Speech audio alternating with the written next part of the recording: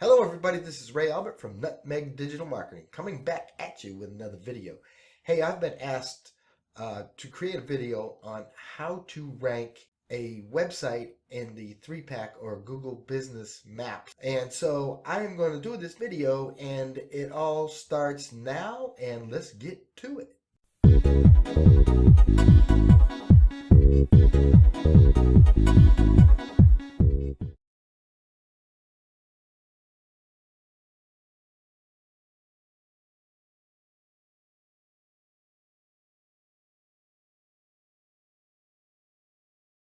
Okay, now the first thing I like to do is I like to go to a place called expireddomains.net. And you can see the URL up here if you want to copy it down, take a screenshot, whatever you want to do. This is a free tool that you can use to find expired domains. Now, got to keep in mind that when you want to look for expired domains, what you're going to first want to do is remember the fact that it doesn't matter if the domain name itself has your particular niche in it, like say you want to do plumbers in CT.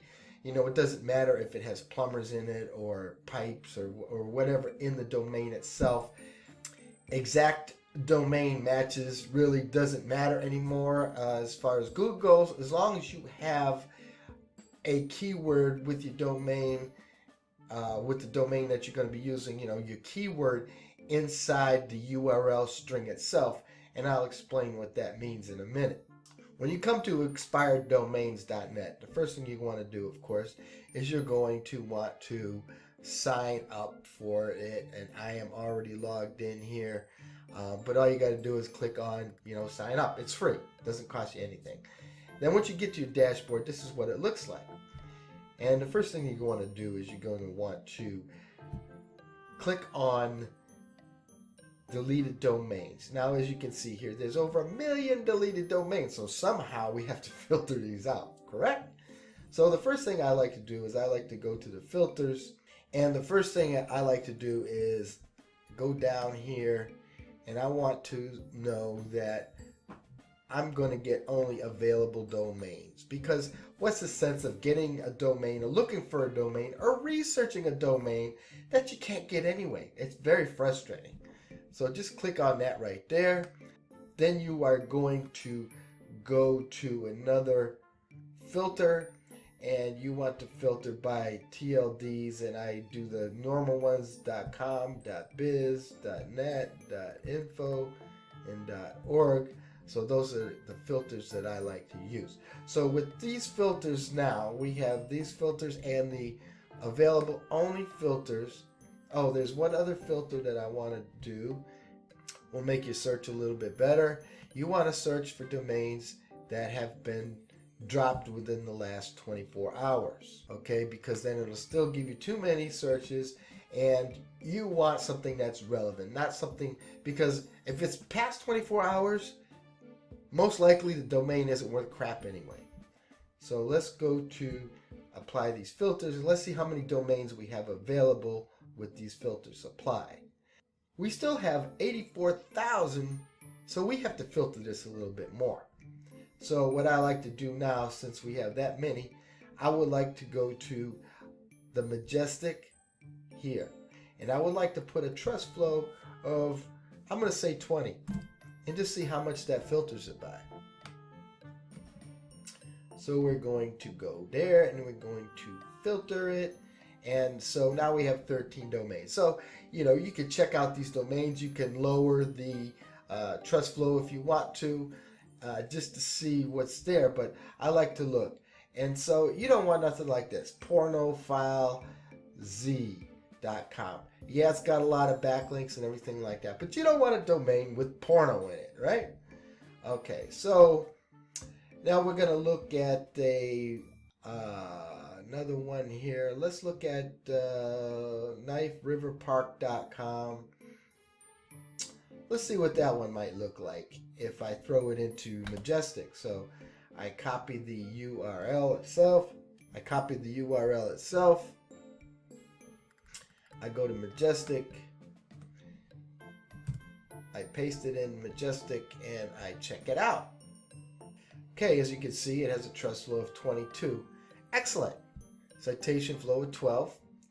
Now this is why I say it doesn't matter if you have your niche in the URL itself, like right here. What you want to make sure of, first of all, is that the topical trust flow matches the genre that you're trying to enter as far as the niche goes. So if you're entering plumbing, of course, regional North America, that I don't think that's going to work. So let's look again. Let's find another one that might work. Let's try this moreculture.com. So I'll copy that. I'll go over here, paste it in, check it out. Okay. Now see, this is a pretty good domain. In fact, I might get this domain unless you get it first. Anyway, it's got a topical trust flow of 20 and a citation flow of 9. Now this right here, the topical trust flow is all business management. With this business topic, that's what topical means. It's business topic. So the topic of this URL is about business. So you could use this for any kind of business. It could be a plumbing business, could be a handyman business, could be a lawn service business, whatever. This would be a good one that you could start with. It's already got a good trust flow. It's got a decent citation flow. You could easily up that. And as far as it's got, I like to have at least 20 referring domains. So now if we look at the backlinks, now this is another check that you need to do. And you want to make sure that there's no spam in these backlinks.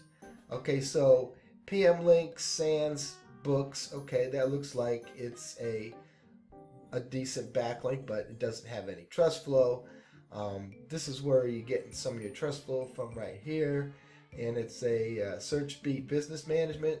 So that does coincide with your topical trust flow. Search business management, LSWW business management. So all these are all business type backlinks. Okay, I don't see any kind of spam at all. A couple of do follows, which is okay. B2B, B2B business, more culture. Okay, so far this URL is looking pretty promising. So, but before we even decide that we want to do this, what I want to do first is go to my Wayback Machine, because we have to do our due diligence, and I'm gonna copy the URL right into there, and I'm gonna browse its history. And I like to start from the very last time this URL was indexed, which was September of 2017. So it's pretty freshly off the grid. They usually take about 3 months to drop, because once a person doesn't pay for the URL, then it goes into a hold, so people can decide, you know, they get 90 days to decide whether they want to keep the URL or not. Okay, so now according to this, right now we don't have anything showing into the Wayback. Let's go down another month.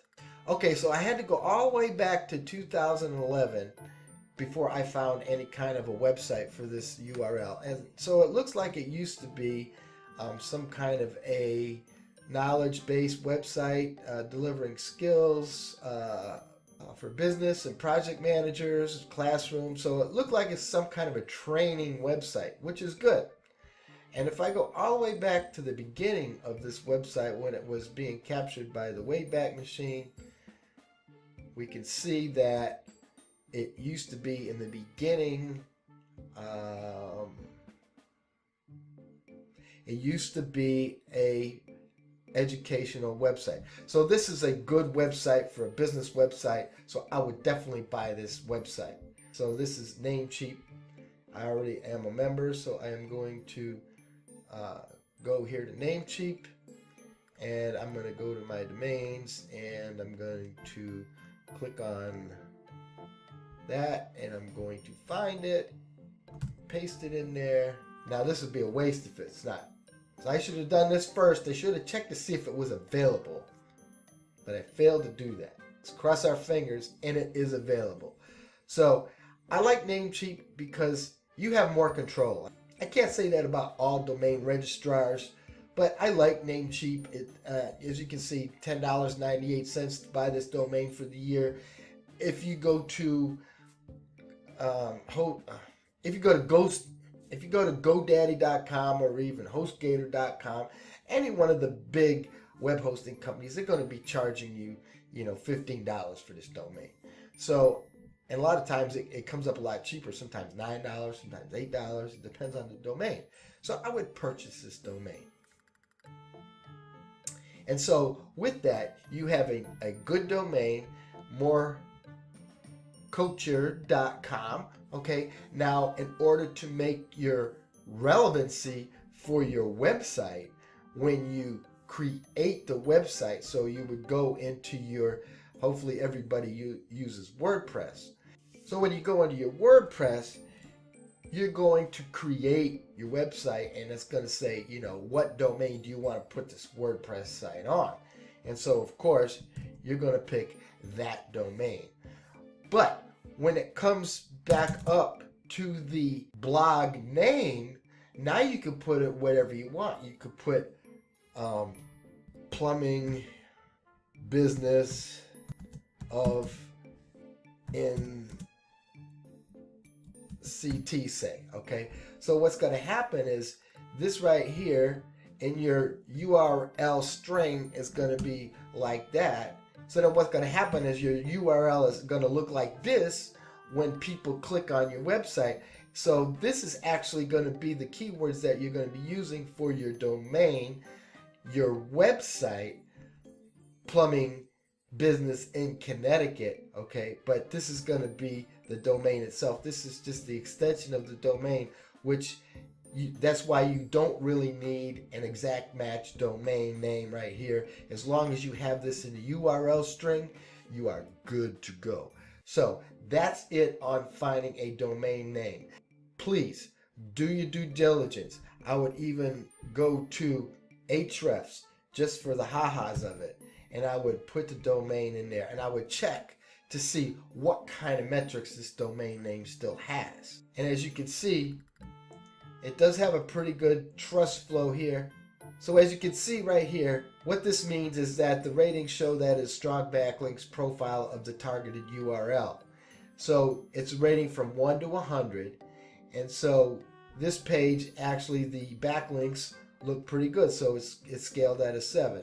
So now this is your domain rating. So this is domain rating, and so it's less than 1, it's 0.3. But that's okay because it's got good backlinks. So if you go to the backlink profile here, again, you're going to be seeing the same thing. There's no spam, as you can see in this backlink profile. It all looks pretty good. Okay, then you can see a lot of these backlinks have some pretty good domain ranks. So it is a good domain name. And now you know the reason why you do not need an exact name match for your domain, because as long as you have your keywords that you want to rank for in the URL string itself for your domain, for your blog, then it's going to rank. So that's it for finding domains. Set up your domain, set up your website, then we'll go back and we'll set up your Google My Business website. And I'll show you how to do that in the next video, okay? So I hope this was very educational for you guys and that you learned how to really find a domain name that's really good. It's not hard to do. You just got to make sure that it is relevant in the topical trust flow. So make sure that your topics match your domain that you're trying to rank for. Okay? So that's it with Nutmeg Digital Marketing. Remember, ranking is always banking. We'll see you in the next video.